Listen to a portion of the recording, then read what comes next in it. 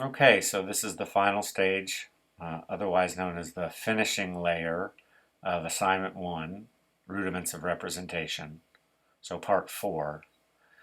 Here you see the end of Part 3, the direct painting phase. We've got everything covered. The values are basically all right, though a little high key in areas like the drapery. So it's at this point that on the one hand we start to correct and refine our values, but on the other hand we also start to get into increasingly finer details and textures.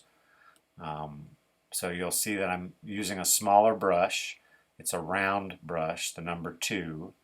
The beauty of the round brush is that it leaves you the room to kind of work that into a point where you can do linear detail. The flat brush, of course, can't be worked into a point.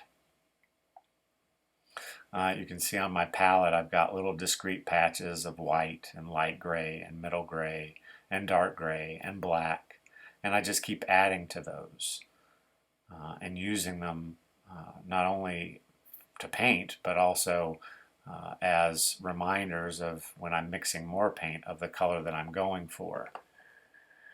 This is especially important in color painting when you're trying to recreate or match a color, which is next to impossible, but you do want to try to do it.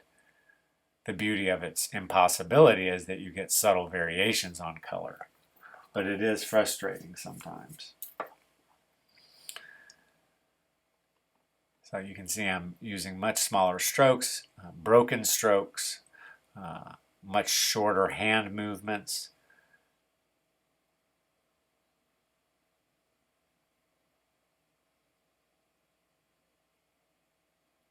Really putting that white on a lot thicker.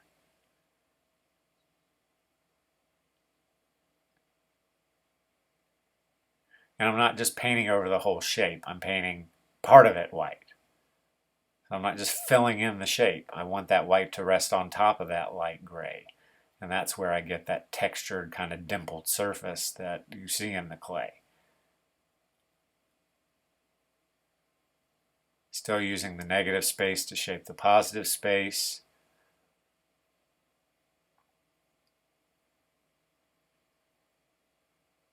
But yeah, it's very linear at this stage.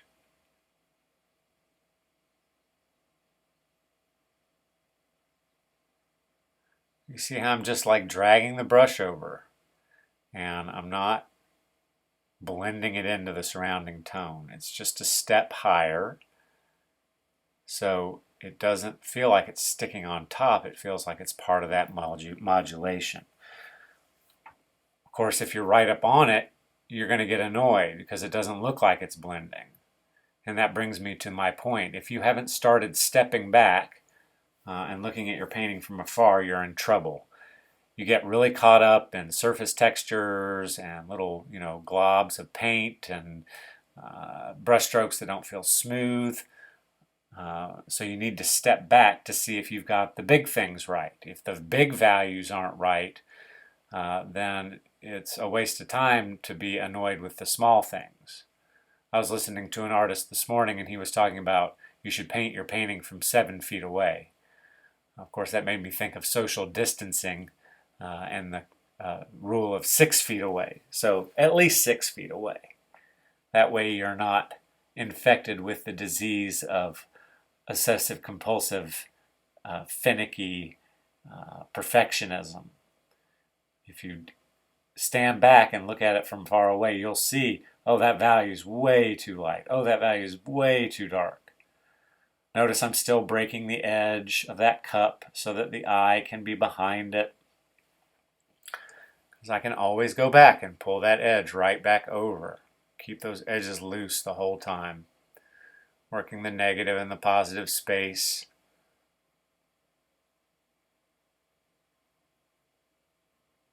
Notice how I pulled that brush stroke from the background right over the edge and then pulled a lighter tone on top, and you can see that it mixed a little bit, and that gives you a lovely little modulation just by virtue of the very act of mixing wet into wet. I noticed that my drapery was a little bit on the gray side, so I'm adding some pure black in there where it's dry, and that gives me a lot more depth. And then I start to work on the light, blending light white into middle gray into black. And again, you can see if you look at my palette, there's basically a grayscale. And again, you don't want to overblend. Stand back and look at it.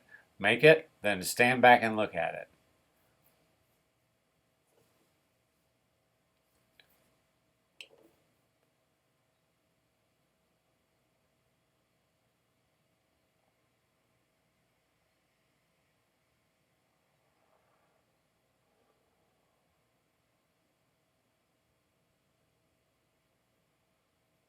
Deepening some of those shadows in the drapery.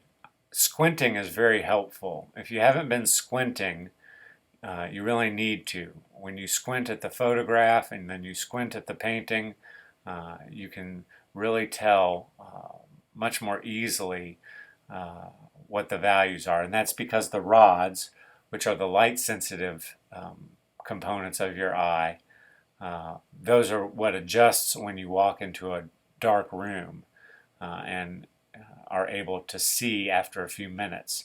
So you need to let your eyes adjust by squinting at the composition and squinting at your still life and comparing back and forth from a distance away, again 6 feet. Because if those values aren't right, then you're really wasting your time. So you're constantly adjusting the values, and you'll notice that I'm doing a lot more detail work, adjusting those values, looking for overlap, looking for raggedy edges.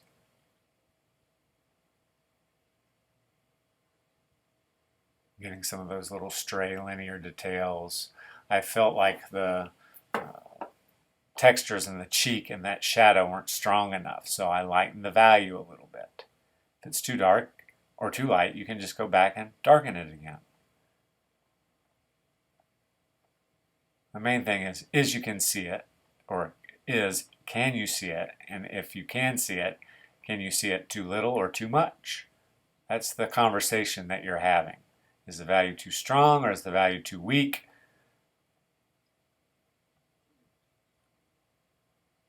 Those reflections are going to prove to be difficult, but I have an adjustment to make later. Now in the skull, I'm kind of artificially intensifying some of the textures and some of the shadows, and I'm definitely going to have to adjust them back to light, or to a lighter tone, I should say. Still adjusting shape. Why is this thing going off the canvas? There should be bone underneath there, so I adjust it. Give me a break. You can't be perfect all the time. I decided I wanted the eye to be a little bit higher, so I'm reshaping it so that there's more room between the bottom of it and the canvas, because I didn't want it to rest. Putting some fissures. Now, those fissures are too thick, so I paint them black, and then I paint white to make the black thinner. So you can make thin lines with a big brush.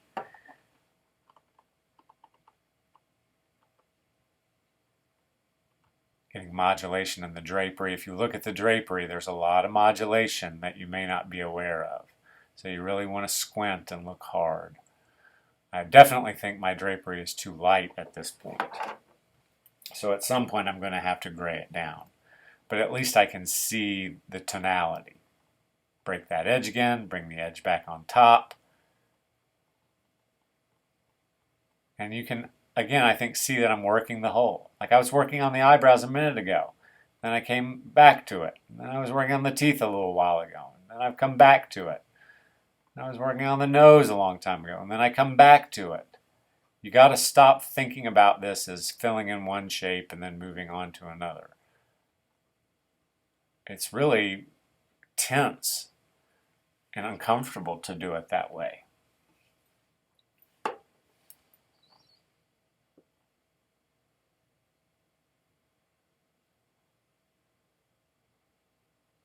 You want to be comfortable. You want to have fun when you're painting. Returning to the skull with some darker grays.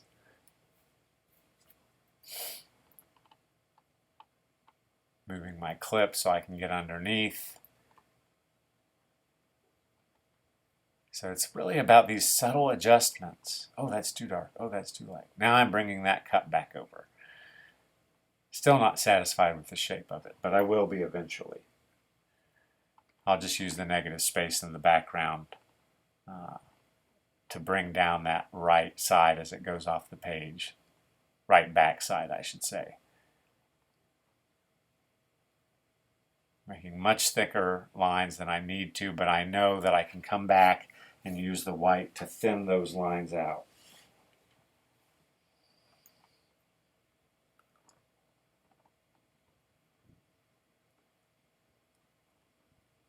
Working that nasal cavity a little bit more detailed, some of those little bumps. So really tiny marks, really paying attention to everything that I'm seeing.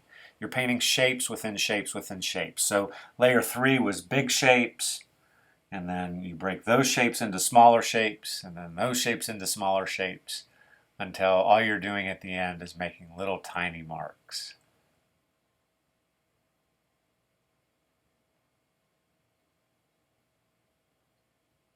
Breaking the edge, bringing the edge back over. That thin line. Breaking the edge, bringing the edge back over.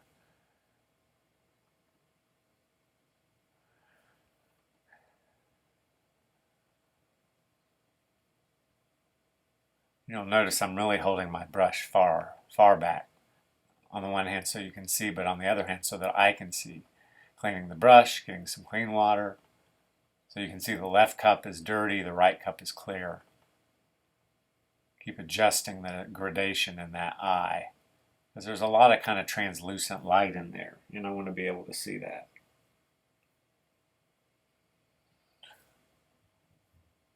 Heightening and correcting the drapery. So just when you think I'm done with something, I bring it back.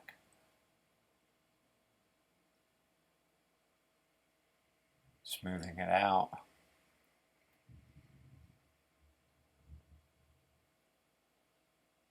I don't know why I jumped up there, but something was bothering me. And then I jump over to that corner. So if you see something and you have an urge to change it, change it. Don't just let it sit there.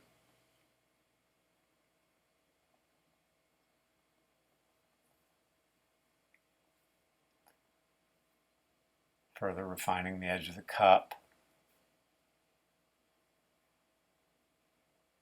The inside of the face jug.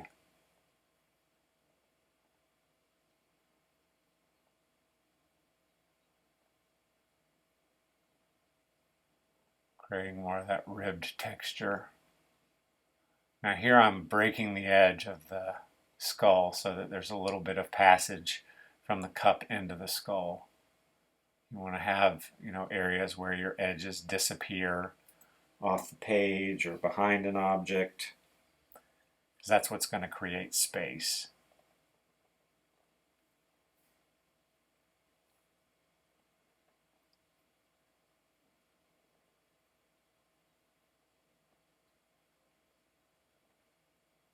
You can see I'm holding back and really smoothing. His drapery should flow.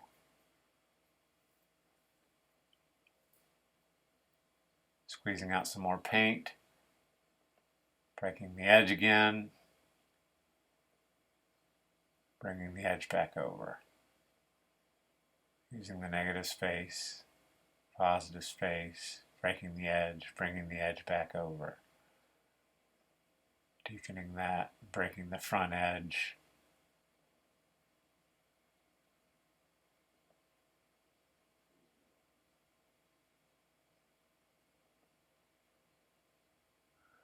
And you can see that I'm kind of pushing that value back a little bit so that it's not quite as white as the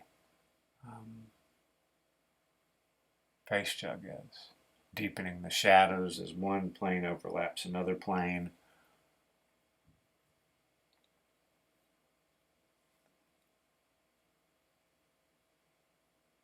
Contour lines are not inappropriate. Sometimes you need them. It's just when you overuse them that they start to flatten things.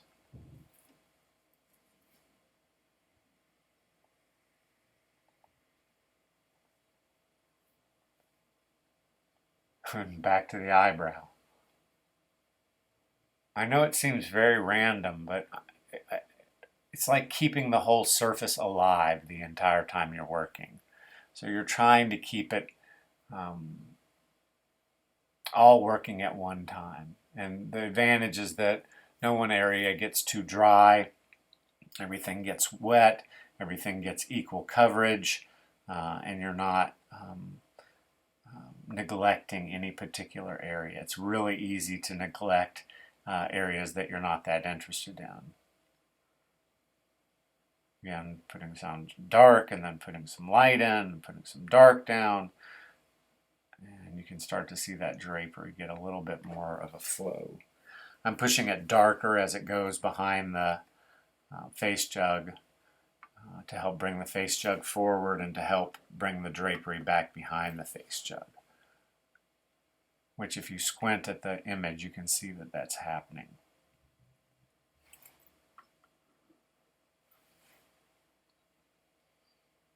Back to the face jug.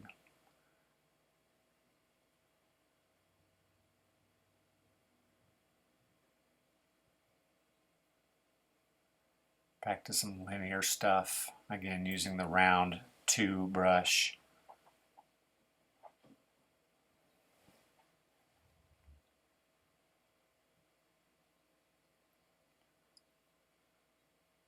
Refining the cup again. Laying down some lighter tones in those ribs to give it a little more reflection. I noticed that there was some little reflections in the cup.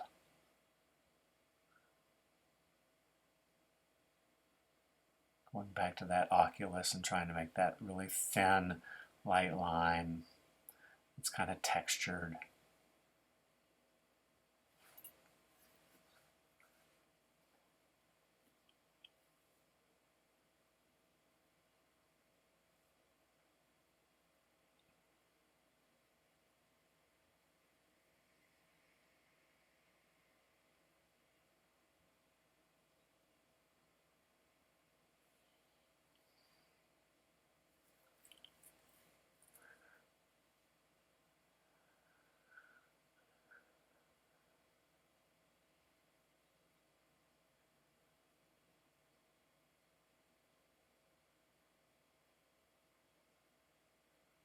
And back to the drapery again.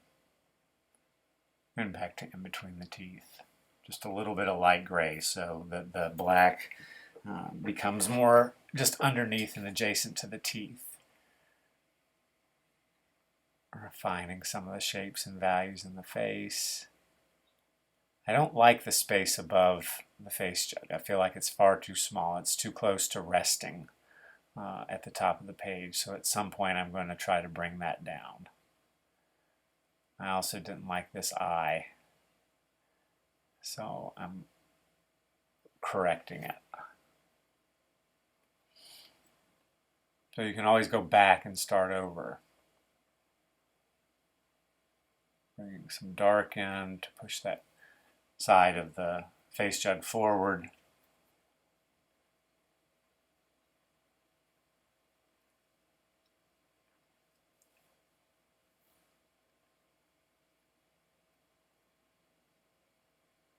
I think at this point I'm probably standing back and squinting at the image to see if I have enough contrast. So, putting some lighter tones in that fissure in the side of the deer skull. Softening some of the edges, sharpening some of the edges, refining the shape.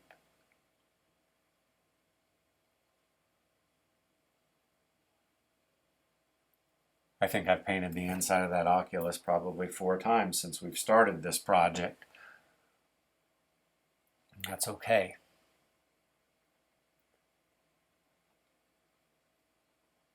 I noticed this area was way too dark, so I make it too light.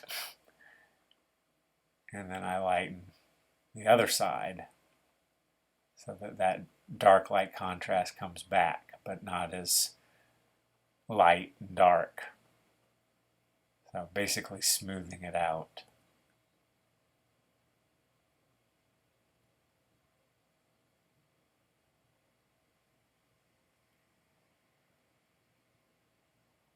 Again, I feel like the top of that ridge is too light and not shaped correctly, so I make some adjustments. Put in some more dark, and then some middle gray, middle light gray for that ribbed area. And then I blend it by putting my brush kind of dry over it and scumbling it into the surrounding tone.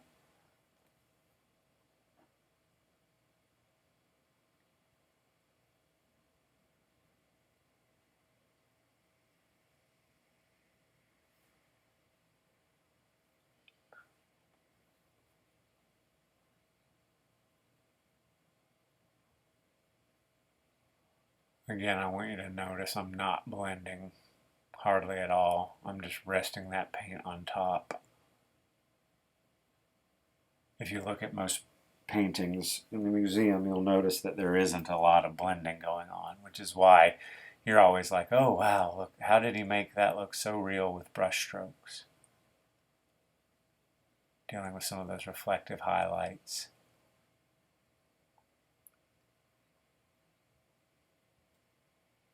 Refining it again, over and over. I enjoy it.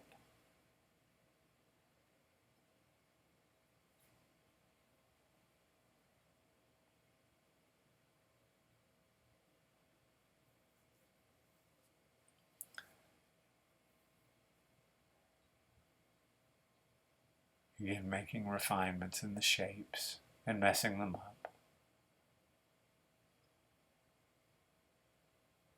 But learning the whole time.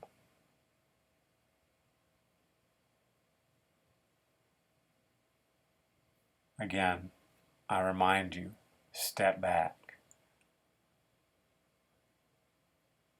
The blending is not always necessary. If it doesn't bother you from far away, it won't bother the viewer. And the viewer very rarely approaches to look up close. And if they did, they would be impressed. But really, the only way to see truly if your painting is matching what your still life has as far as value and color is by squinting and or stepping back, or both.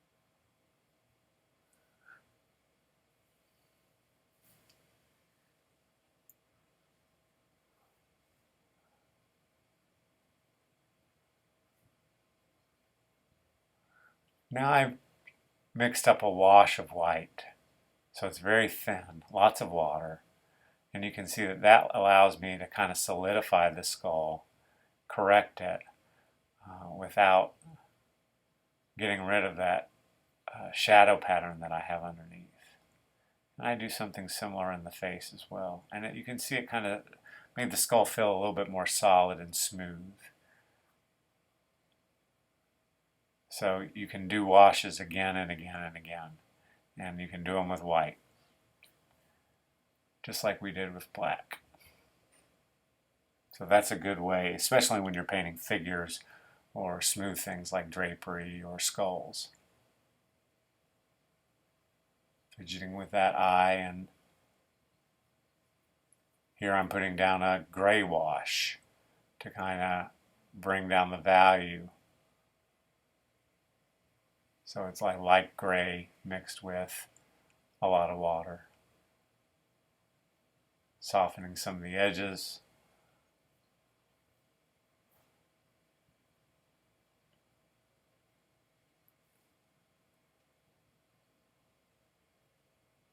Adjusting that rim again.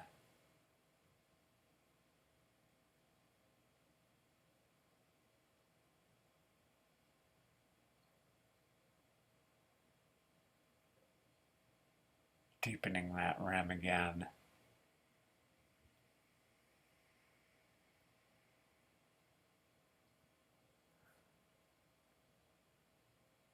Bringing that little highlight out. Using my finger to smear it. Bringing some more opaque white on top of the dried wash to give my texture a little bit more vehemence.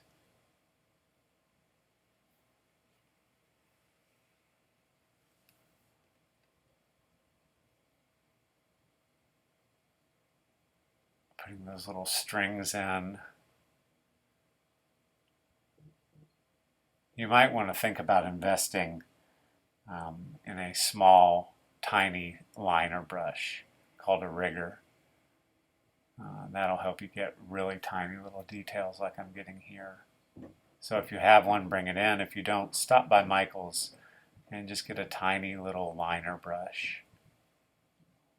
It'll be helpful throughout the semester.